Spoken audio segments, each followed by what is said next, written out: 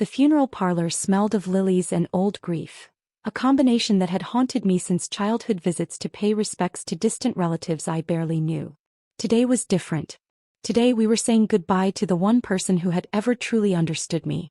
My mother, Eleanor Hartwell, lay in the mahogany casket she would have hated for its extravagance, surrounded by flowers from people who had spent years telling her she was wasting her time on her youngest son. I stood in the back corner wearing my only decent black suit, the one I'd bought 3 years ago for job interviews that never led anywhere according to my family's version of my story. My Uncle Richard held court near the front, his perfectly tailored Armani suit and gold watch catching the light as he gestured dramatically to the gathered relatives. His wife Patricia stood beside him, dripping in diamonds that probably cost more than most people's cars. "Such a tragedy," Patricia was saying to anyone within earshot. "Eleanor worked so hard to build the family business and now—" She glanced meaningfully in my direction. "Well, let's hope the estate goes to someone who can handle the responsibility." My cousin Bradley nodded sagely from his position near the guest book. At 35 he'd never worked a day in his life, living off the trust fund his grandfather had set up. But in the family's eyes he was the success story. The one with the right connections, the right wife, the right address in the gated community. "David's here," I heard someone whisper. That was me. David Hartwell, the family disappointment. The college dropout who worked at Murphy's gas station on Highway 9. The one who'd chosen to move into a studio apartment above the mechanic's shop instead of pursuing a real career in finance like Uncle Richard had planned for me. If only they knew. I checked my phone discreetly. A text from Marcus, my attorney. "Documentation ready. Estate transfer complete. Sorry for your loss. Call when you're ready to proceed." Another from Janet, my chief financial officer. "Quarterly reports show 23% growth. The board sends condolences. Take all the time you need." And one from Mom's doctor. "Your mother was proud of you, David. She made sure I knew that before she passed. The secret dies with her as promised." I slipped the phone back into my pocket and walked toward the front of the room. Time to pay my respects before the vultures began circling in earnest. "David," Uncle Richard's voice boomed across the funeral parlor. "There you are. We were wondering if you'd show up." I approached the casket, ignoring his comment. Mom looked peaceful, her silver hair perfectly arranged, wearing the pearl necklace she'd inherited from her own mother. The same necklace Uncle Richard had tried to claim 6 months ago, insisting it was too valuable for someone in my position to safeguard. "She looks beautiful," I said quietly. "Yes, well," Patricia sniffed. "We made sure she had the best. Unlike some people, we understand the importance of maintaining dignity." I bit back my response. They'd chosen the most expensive funeral package available, charging it to Mom's estate account.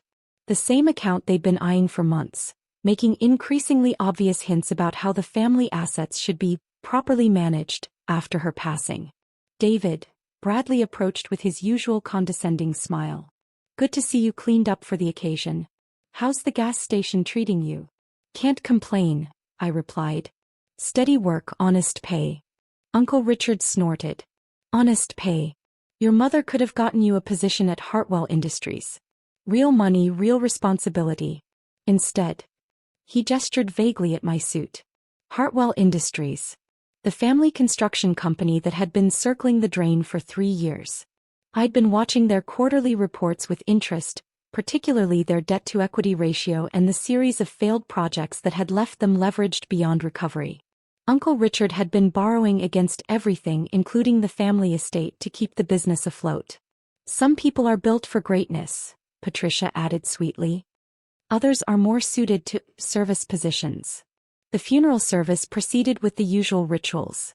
A pastor who'd never met my mother read from prepared notes about her dedication to family and business acumen. Uncle Richard gave a eulogy that focused more on his own achievements than Mom's life. Bradley's wife sobbed dramatically, though she'd spoken to my mother maybe 5 times in the past decade. I said nothing. Just sat in the back row, remembering the woman who'd spent her last 3 years secretly working with me to build something extraordinary while everyone else dismissed me as the family failure. After the service, as people lingered over coffee and dry sandwiches, Uncle Richard called for attention. "Before we all head to the cemetery," he announced, I think it's appropriate to address Eleanor's final wishes regarding the estate. Here it comes. I settled back in my folding chair watching the performance. As her eldest surviving relative and executor of the will, Uncle Richard continued, I've reviewed the documentation with our attorneys. The Hartwell family estate, including the house, the business assets, and associated properties, will be distributed among the responsible family members. Patricia nodded approvingly. Bradley straightened his tie. Now, we all know Eleanor had a soft spot for David. Uncle Richard's eyes found me across the room. But the estate must go to those capable of preserving the family legacy. We can't have assets squandered on. He paused dramatically.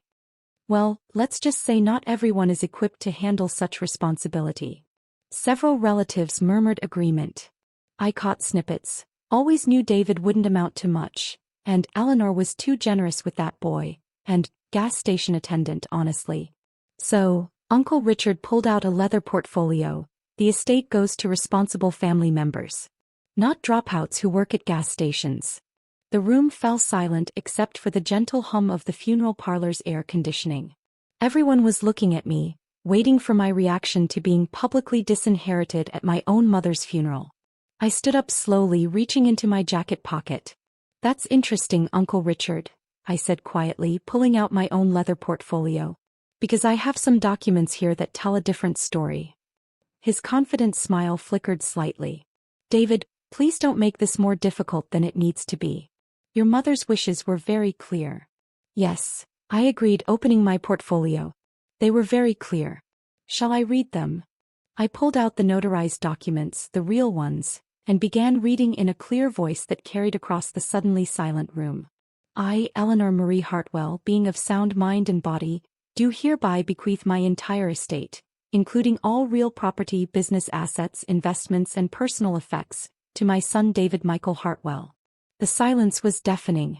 Furthermore, I continued, I designate David as the sole beneficiary of all trusts, accounts, and holdings previously unknown to other family members, including but not limited to the controlling interest in Meridian Holdings LLC, the parent company of 17 subsidiary businesses across 3 states.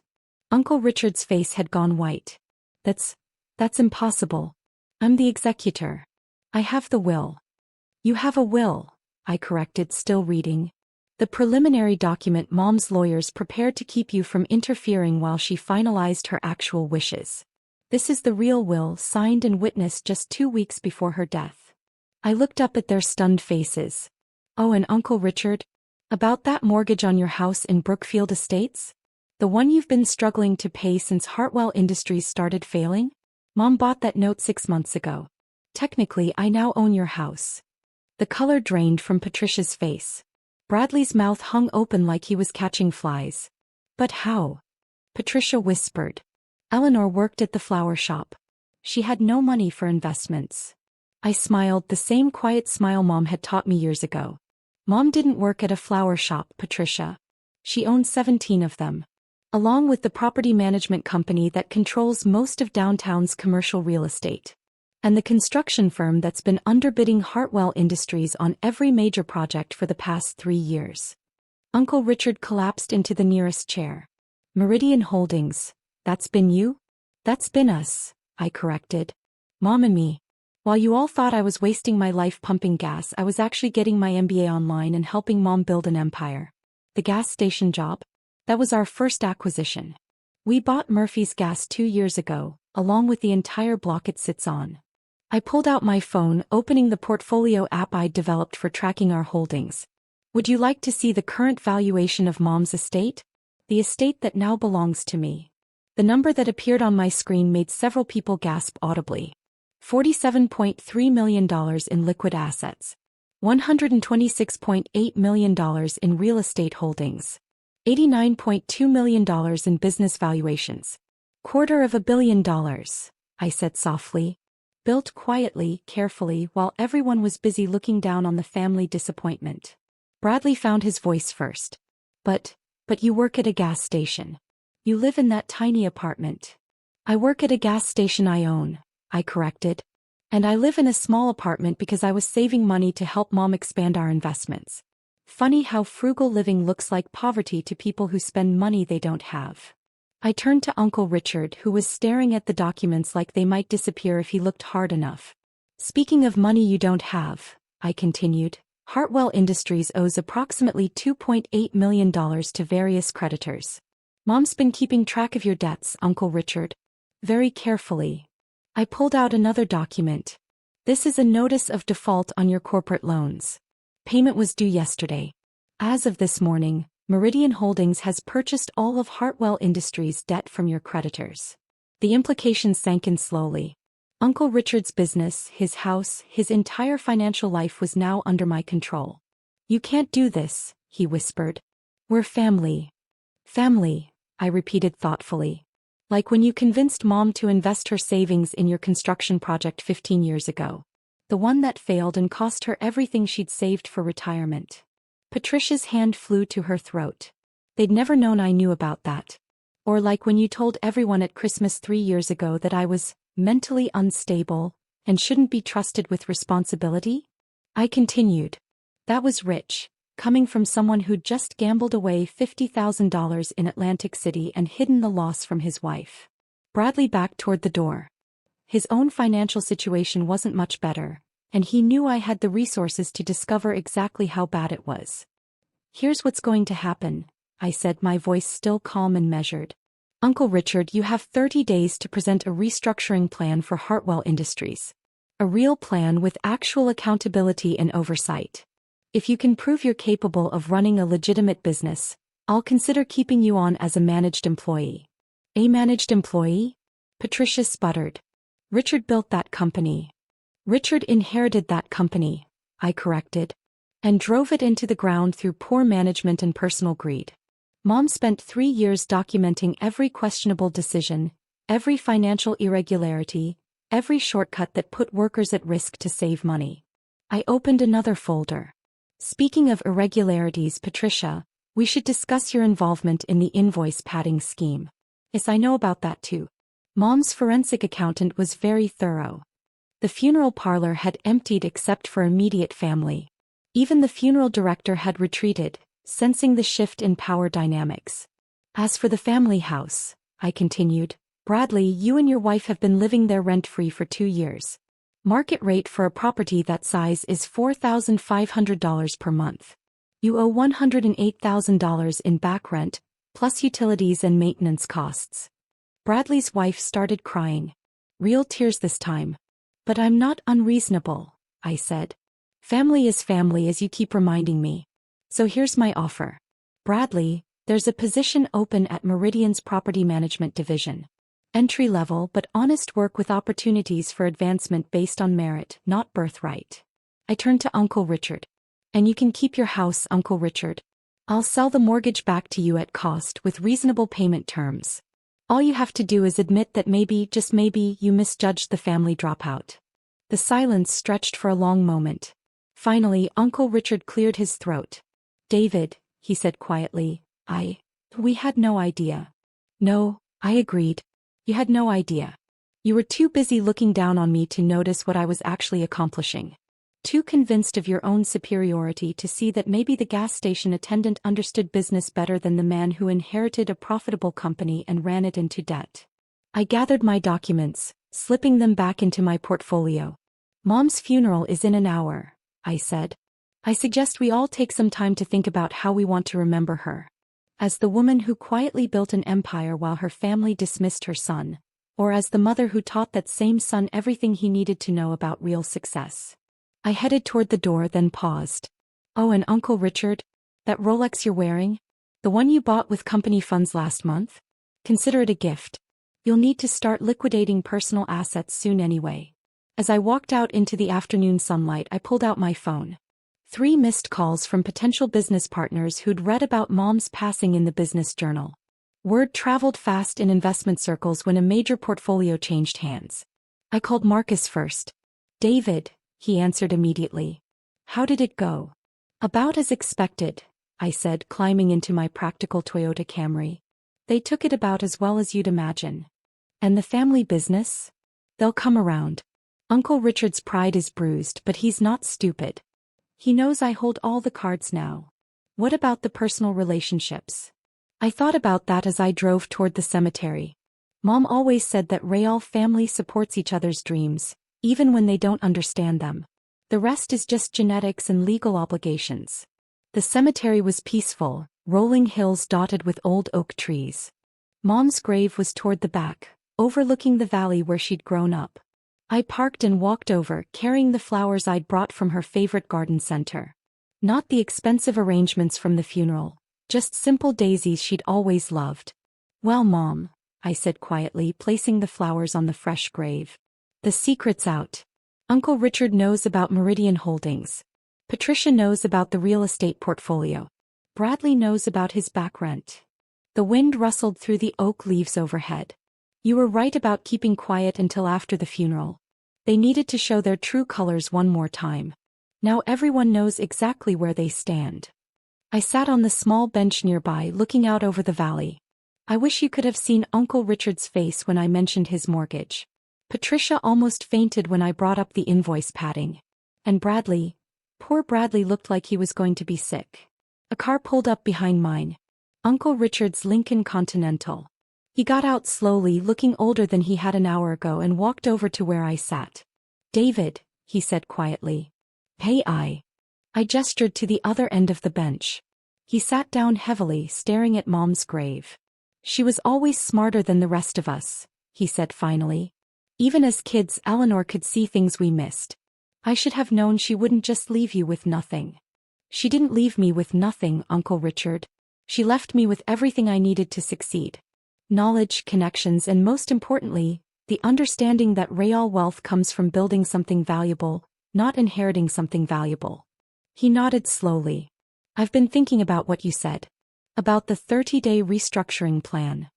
And I want to try. Not because I have to, but because maybe it's time I learned how to actually run a business instead of just owning one." I looked at him carefully. "It won't be easy. No more expense account lunches or company cars for personal use. No more hiring your golf buddies for positions they're not qualified for. Everything will be transparent, accountable, measurable." "I understand." He paused. "David, can I ask you something? How long have you known? About Mom's empire, I mean." 3 years, I said. "Since I graduated with my MBA. Mom approached me with a proposition. She had some money saved up and a business plan. She needed someone she could trust to help her execute it. Why didn't you tell us?" I turned to face him fully.